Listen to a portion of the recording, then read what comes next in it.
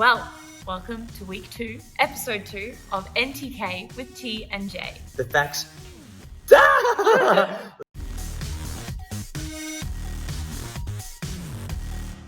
Well, hello everyone. Welcome back to episode 2, week 2 of NTK with T and J. That's facts that you need to know, but you don't really need to know, and you're so welcome for that. Yeah, and you know what? Don't ask for them because we're just going to keep giving them to you anyway. We're going to just stuff that information deep into your cerebral cortex and throat, and allow you just to regurgitate that at your own leisure. Leisure? Leisure. Leisure, also American, leisure.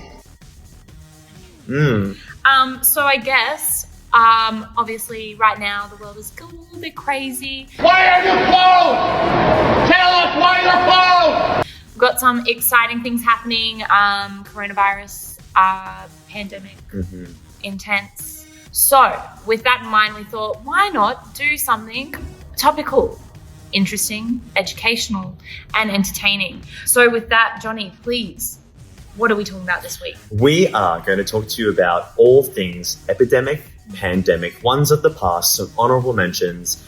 Also, just factually how you can contract one of these horrible things. We're not going to dive deep into it, but just letting you know the things you shouldn't do to get that. We're also going to touch base on how to beat cabin fever. If you go into lockdown or quarantine, we've got some great tips for you there as well. I think that's a lot for our second episode because, we don't want to give you too much. Yeah, we want to keep bringing you back here. Like, we're very knowledgeable. And just so we're clear, last week we had a ring light, which we clearly do again. But you can't see the reflection. Cheers. But we are stepping up our intelligence with glasses. And it has been brought to our attention that in the context that we use domestication of pets was probably not correct. So we have now hired a scientific liaison. Oh, yeah. That's her there. And her name is Rebecca Pavlov. She's my sister. And we know that she has studied at university. To what degree? We don't know. And what course? We don't know. But she wears a lab coat. So she must be pretty legit. She's pretty smart. Yeah. I mean, look at that photo. She is legit living herself there with that dry ice there. It's great. Well, I mean, what else do scientists do other than play with dry ice? It's alive! It's alive! It's alive! I don't know. I mean, that's why I went to uni for dried ice. Yes. Yeah, and dried eyes. Mine stayed quite moist because I cried a lot. Oh, that's sad. Okay. Uni is tough. Also, my life is extremely going downhill because I'm getting acne and I'm getting fat and I'm balding right here. If you can't see the whole triangle, that like a piece of hair. I'm balding. I'm balding. It is. Bless all those people who are at uni. all the people right now. Oh, good luck with your week off. I mean, you're shutting next week, so yay, come to the gym. Oh, don't.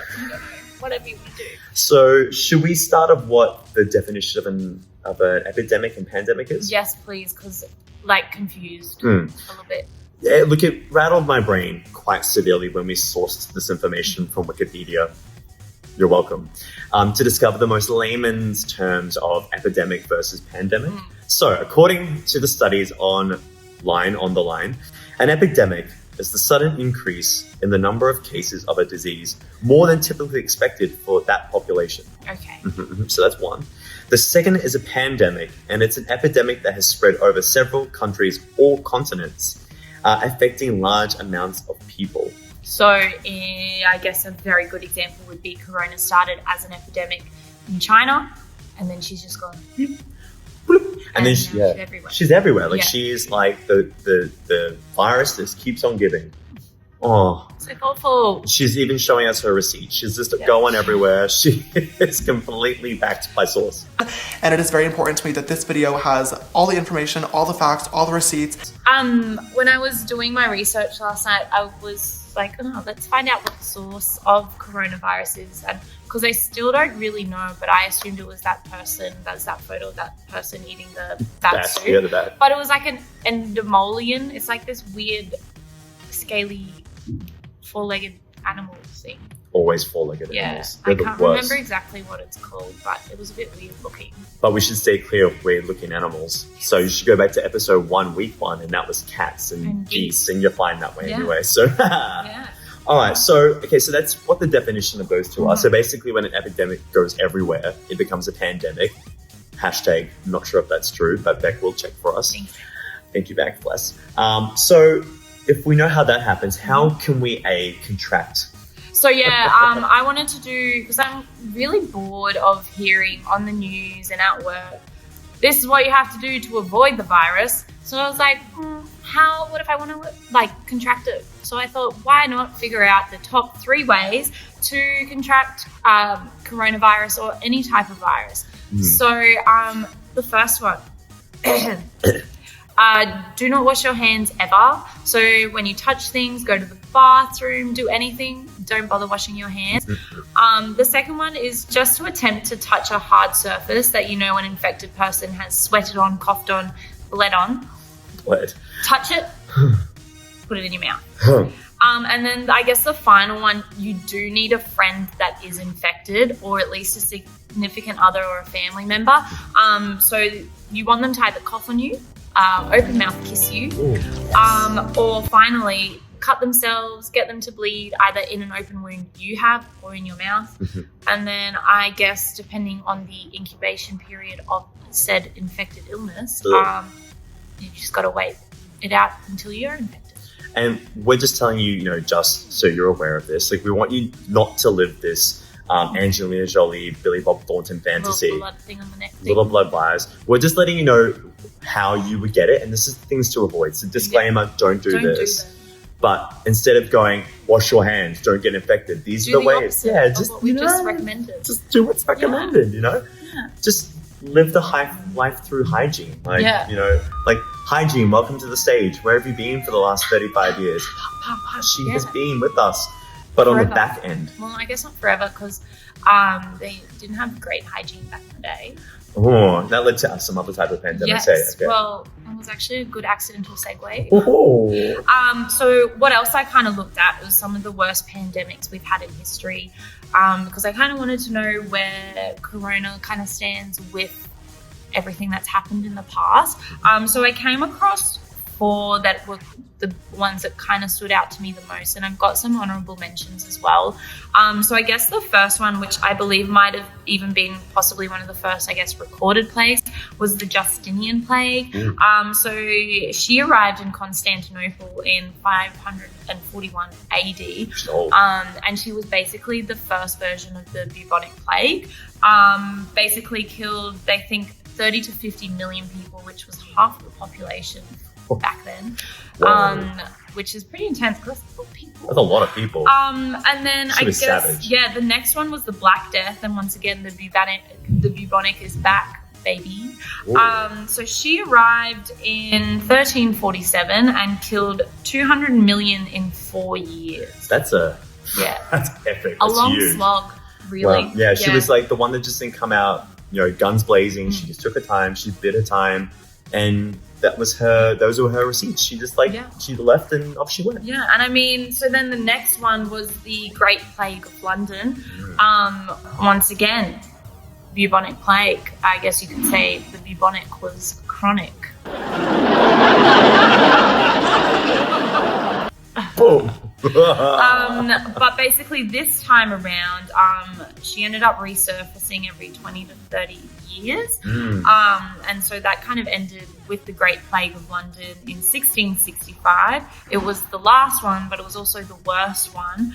It killed 100,000 in 7 months. That's a lot. Yeah. That's a lot. And was that just that was basically just in London, hey? Yeah. Yeah, that's huge. Yeah. Dirty, so, dirty. and then dirty people. Dirty people. Which a cup of tea dirty. And then I guess the final one, the major ones that I kind of came across and was like, this is interesting, was smallpox, but it was an endemic to Europe, Asia, and Arabia for centuries. So basically 3 out of 10 people that were infected died, which was sad. That is very sad. Yeah. But smallpox was the first epidemic to be ended by vaccine in the 18th century, which is kind of cool. Boom science. Boom everything. And then the guys that made an honourable mention was HIV/AIDS, killed 36 million. And then we had the Spanish flu, which was 50 million. Yeah. So devastating. I know, very upsetting. Obviously, a lot of people dead, a lot of people dying, because some of those are still around. At least I guess with smallpox, it's basically been eradicated. Yeah. HIV and AIDS now, they've obviously got treatment so that the life quality of people is a lot better and nicer, and they can kind of live with it. Yeah, Which is cool. they can still do that thing. Like, and like you're thinking about HIV and AIDS, like killed 25 to 35 million people from 1981 till like now. So it's still doing its thing. Yeah. Like it's still going on. So Still pops in, says hello. Hi. Like that auntie that you see every now and then. it's just my And strange you're auntie. like, oh, she's here. I don't want to come out of my room. Or she's the one that holds the hugs too long. Sweetie, are you leaving? Well, give us a kiss.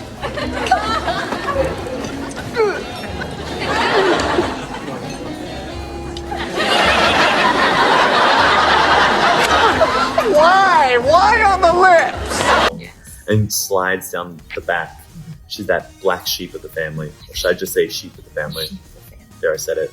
So, with the world going into chaos, clearly there's potential of lockdown. Ooh, fun. Ooh, I love a lockdown. I mean, some places are already in lockdown, I think. There's a lot. There's some people already Yeah. quarantined, overseas. We're lucky here in the AU Australia that we have not yet been locked down, but people are self-quarantined. Yes. And we love a quarantine. Yes. So we were thinking of ways that you could beat cabin fever, because let's be real, 14 days where you can't leave your house because you're quarantined is A long time. it's a long time, and I don't have that much Netflix to watch, and Stan only goes for so long, Yeah. and then YouTube will run out, which is why we're providing you with beautiful listening, and beautiful watching, and beautiful people.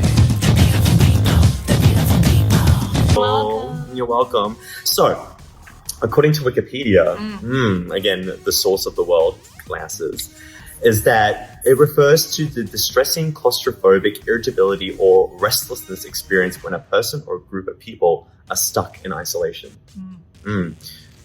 I wonder if I always have a cabin fever, because sometimes I do feel irritable. So irritated.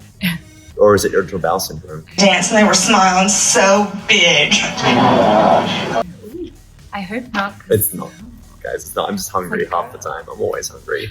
Didn't they make like a horror movie on cabin fever or something? Yes, Yeah. please watch it. It Yeah. is. So that's probably something to beat cabin fever. Yeah, so go watch that and don't do anything they do. Yeah. Do not do anything that way.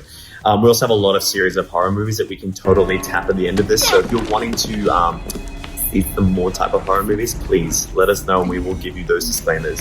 So symptoms, if you are at home or spend a lot of time at home recently, symptoms are restlessness, trouble concentrating, food cravings. Okay. So me every day. Yeah, I'm like, this isn't sounding like, do I live with cabin fever my whole life? I don't know. Yeah, I feel that I'm undiagnosed cabin fever. Yeah. I'm of the recessive cabin fever. So I'm just basically always irritable and hungry. Yes. Yeah, it's a sad thing. I live with it every day. But I manage it with food and coffee. You're welcome. So, if this is how you're feeling, here coming from the hottest source online right now is coming from everydayfamily.com.au. That's everydayfamily.com.au. Go there and they have a list of 30 things you can do when you're trapped at home on a rainy day. It's a whole thing. It's a lot of things. So we're thinking like you've got 14 days quarantine. You can pick one of these for a day. Well, you could do two a day and knock them all out. Right? You could just be living that yeah. dream at home, playing board games, oh wait, I shouldn't tell you. Here's my top 5. Spoiler, honorable mentions. 1, indoor camping. Cool. Let's just picture that. Tent, sleeping bags, pillows, TV. Nice. It's glamping at its max. We love that. Tea parties. Huge. So make sure you stock up on your elderflower, stock up on your sleepy time tea. Yes. Because, you want to be making sure you're staying healthy in this time.